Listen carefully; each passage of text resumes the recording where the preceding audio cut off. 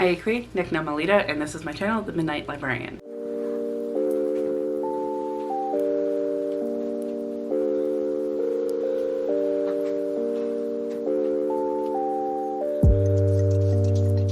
Today I will be talking about my February 2022 wrap up. February is definitely one of those months where it goes by really quickly, but during it seems to take forever.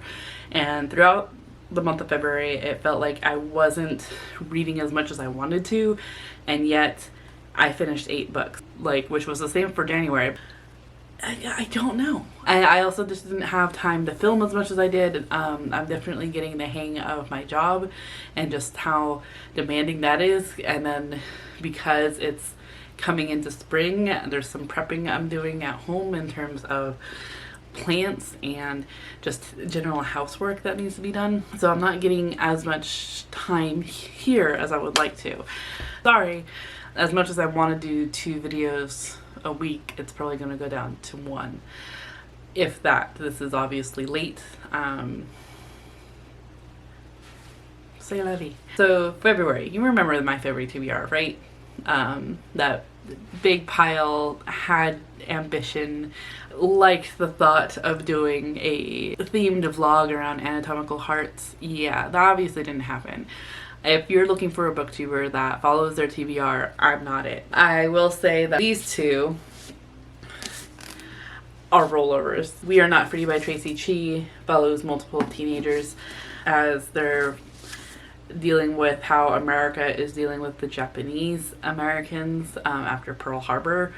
All these teens are Japanese Americans, and they're all of various ages, and it's of various times after Pearl Harbor. So I don't think this was officially on my TBR. I don't think it was something that I had spoke about within my February TBR, but I was hoping to get to it for the possessive pronoun of we for Buzzwordathon rollover for March. The one anatomical heart book that I was able to get to was Heart a History by Sandeep Jahar, which is a history on heart surgery or cardiology, as well as Sandeep Jahar's own experience with and history with heart disease. This is also a March rollover. So stay tuned for those in my March wrap up. For everything else that I read in February, like I said, I read 8 books in the month of February, which turned out in terms of pages to be 2,259. For genres, I read 2 nonfictions, 2 romances, 1 fantasy, 1 historical, and 2 graphic novels. And then ratings, I have 0 1 stars, 0 2 stars, 1 3 star, 2 3.5 stars, 3 4 stars, 1 4.5 star, and 1 5 star. Intended audiences, I have 2 young adult and 6 adult. And then for format, I have 3 physical books and 5 audiobooks. So my first book was When We Were Magic by Sarah Gailey. This is a young adult fantasy, urban fantasy, where we are following a friend group. We have one perspective, Alexis, and they're all able to do magic. Alexis gets in trouble right away, right off the bat, ends up murdering someone, and her friends help her cover it up. Each one of them can generally do magic, but they all have a speciality that they like to do or that they try to perfect, which was really fun to learn about. And then throughout the whole book, we are having Alexis's point of view as she tries to figure out herself.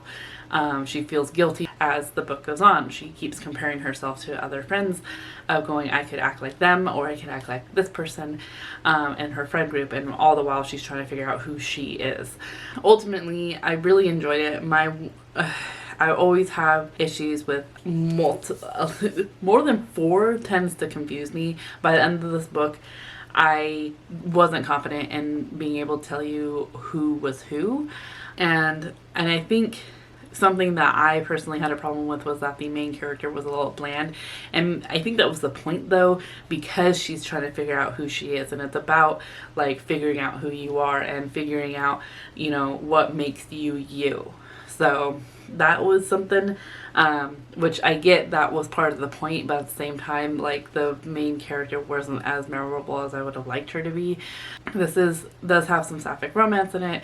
I really like some of the messages. Particularly, I really enjoyed the magic system and the fact that her parents were involved in her life. I thought those were great conversations. I'm very interested to see what else Sarah Gailey has. Their other published works, but also I put one of their upcoming releases on my radar, so very curious. Next, I read Aftershocks by Nadia Owasu. This is a memoir from Book of the Month. I try to read at least 2 Book of the Month. A month is a memoir. Nadia Owasu basically is comparing different terminology of earthquakes with her own trauma. So she talks about growing up. Her and her sister were left by their mother and lived with their father, who was constantly on the move because he worked for the UN, and then he died when Nadia was 14, and she always had this I apologize for my dog barking, had this issue of separation or feeling like everyone leaves her, because even their stepmother only claims them until they're 18, and then they're financially cut off.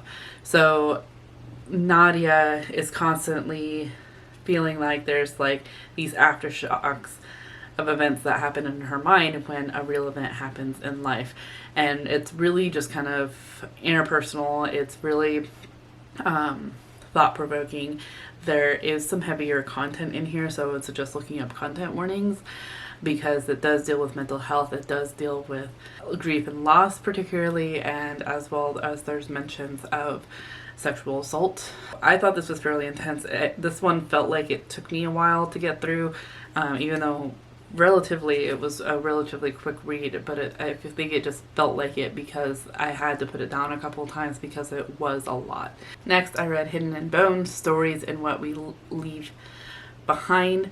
This was also something this was by Sue Black. This was a book that I've had been needing to read because I got it from that galley originally, got approved for it last year, didn't get to it, had put it on several TBRs throughout 2021, didn't get to it, so finally put it on this February's TBR, and I think this was one that I officially put on there, but I didn't think I was going to get to it. It was one of those, if I have time, and I had time. So, this is a nonfiction science-y book that I really actually enjoyed. So, Sue Black is from the UK. She is an forensic anthropologist and helps with true crime cases. And she helps go through different parts of the body, particularly the skeletal system, each piece, and how it's helped her how identifying it has helped her throughout these true crime cases throughout Europe.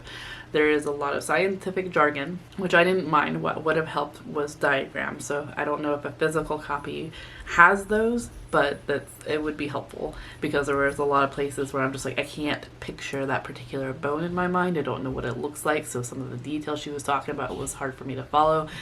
I also thought this is another one that I would look up content warnings for if you're particularly squeamish, because it deals with quite some heavy true crime issues, or not issues, but cases, in terms of like from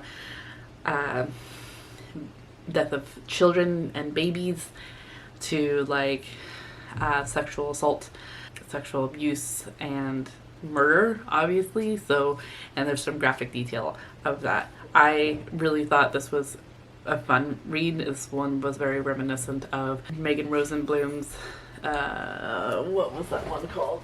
I can't remember. It's the one with the researching books made out of human skin. But also, like, these nonfictions are fun, I think, because it's also reminiscent of, and this is going to sound weird, but it's also reminiscent of Robin Wall Kimmer's Braiding Sweetgrass, because there is like scientific research and information with narrative, and that's something that I really enjoy. I'm finding, particularly with nonfiction, and it makes it fun for me to listen to as well as read. So I think my only thing with this, though, with Sue Black's book, is that towards the end of the book, she talks about what she would like to do after death in terms of donating her body. Great, makes sense. People talk about that all the time. What bugged me, though, was that she talks about being cremated or buried as useless, and I don't feel like that's accurate, particularly after reading some of Caitlin Doughty's work. I get that that's not her cup of tea, that she doesn't want that to happen to her because she wants to be donated to science. I get it. But to kind of just offhandedly say to an audience that I assume that a lot of people will be reading or have read this book, to say that being buried is useless is, I think, misinformed. So that was just my minor issue, but otherwise I really did enjoy this book. Next, I read a romance, and that was Take a Hint, Dani Brown. I did plan on reading some romance for February. I just didn't plan on reading this particular romance. So this was a bit of a surprise to me. I had some high hopes for this one. This one is the second book in the Brown Sisters trilogy, companion novels by Talia Hibbert. The first one we follow Chloe Brown, who is the oldest sister. In this one, we follow Dani Brown, who is the middle child. She is a professor of like a feminist theory class. She's trying to get her doctorate, and is working at this university where the building that she teaches in also has a security guard that she's been fairly friendly with. She doesn't want to do monogamous relationships. She doesn't want to do relationships. She has been hurt too many times that way, and there's a lot of misinformation or expectations that she doesn't want to have to meet because she has a very particular mindset. She feels that she isn't conducive to relationships. But when there is a fire alarm that goes off in the building that she teaches in, she gets stuck in an elevator, and the security guard, Zaf, ends up carrying her out very dramatically. It is caught on camera. The video turns viral, and everyone thinks that they are a couple goals, that they are truly a couple. And they end up faking it because Zaf has is it a nonprofit or like a group for, he wants he wants it out there more, and this is helping him, so they decide to fake date. I ultimately had high hopes for this because everyone kept saying that they liked this more over Get a Life Chloe Brown and Act Your Age Eve Brown. I agree that this was good in terms of the messaging, but I feel like it was also just kind of messaging that I've heard before, so it was nothing new. I also felt like the miscommunication trope that tends to happen in romances towards the end was a little over dramatic. I get that that's part of the book of like Take a Hint, Dani Brown. It took Dani a little too long to figure out what was going on. Ultimately didn't mind it. I just thought it was a little overhyped for me, as well as I think it lacks, honestly. I would like to see more of the sister relationship. I would like to see more of like Dani's life. Like, it's not a small book, but it was a quick read. It was fun. I just wish there was more. Next, I read an Indigenous graphic novel, and that is My Sisters by Chag Lowry and Waishiot Elvitre. I'm sorry, I feel like I mispronounce that every time, and I probably do. My apologies for that. But this is basically a graphic novel to honor the special relationship that basket weavers have with their homelands. It's really short. It's fun. I particularly don't mind the art, though I wish it was a little more refined, but that's subjective. But ultimately, it was just a fun, interesting read, and something short that I really enjoyed. So next, I also read another graphic novel, and that was Big Mushy Happy Lump by Sarah Anderson. This is the second book in Sarah Anderson's collection of Sarah's scribbles. Sarah Anderson is a illustrator / graphic artist that does webtoons. I tend to enjoy her work. It's really funny and really simple. And this is the second collection, I think, of 4 or 5 now. And I really enjoy her work. It's simple, it's funny, but this one in particular also had elements of some topics that I can wholeheartedly like relate to in terms of social anxiety and balancing that with trying to be alone but not getting depression. So yeah, ultimately it was really fun. This made me laugh out loud multiple times. So it was just nice, a little break between the other reads. So next I read A Woman Is No Man by Etaf Rum. This is another book in the month book that I managed to get through. And this one also has heavy topics. This is following 3 generations of Palestine American women who are torn between individual desire and their strict Arab culture in this powerful debut, a heart-wrenching story of love, intrigue, courage, and betrayal that will resonate with women from all backgrounds, giving voice to the silenced and agency to the oppressed. So yeah, we are following 3 perspectives in this book. We are following 17-year-old Isra as she is married off in Palestine to an American Arab boy, and in 1990, and ends up moving to America in hopes to be with her husband, but also with the mindset that maybe she'll have more freedom in America, and turns out she doesn't. We are also following Dea, who is 18 in 2008 in Brooklyn, and her grandmother is trying to marry her off. And she wants to learn more about her mother, Ezra, because she died when Dea was little. She also feels like she doesn't want to be married. She doesn't want to. She wants to go to college, and that doesn't seem to be an option for her. But when someone who looks familiar, when a familiar young woman ends up putting a note on Dea's grandparents' doorsteps to come meet her at a bookstore, Dea has questions, and she is hoping to get some answers too. So this one was also fairly intense, and has been on my shelf since 2019. I really enjoyed this. It was heartbreaking. It was like, it made me cry at work. Also one that should probably look into content warnings for, because it has abuse, domestic violence, sexual abuse, grief and loss, misogyny, and it was fairly difficult in terms of, and heavy in terms of trying of this balance of wanting a tradition or wanting culture to adapt to meet today's, or not even today's, just to meet individual freedom. Fairly intense, but it was just I just wanted to protect Dea and Isra. And then the last book that I read for February was actually Act Your Age, Eve Brown by Talia Hibbert. This is the 3rd book in the Brown Sisters trilogy. We are following Eve, who is the youngest sister of the Brown sisters.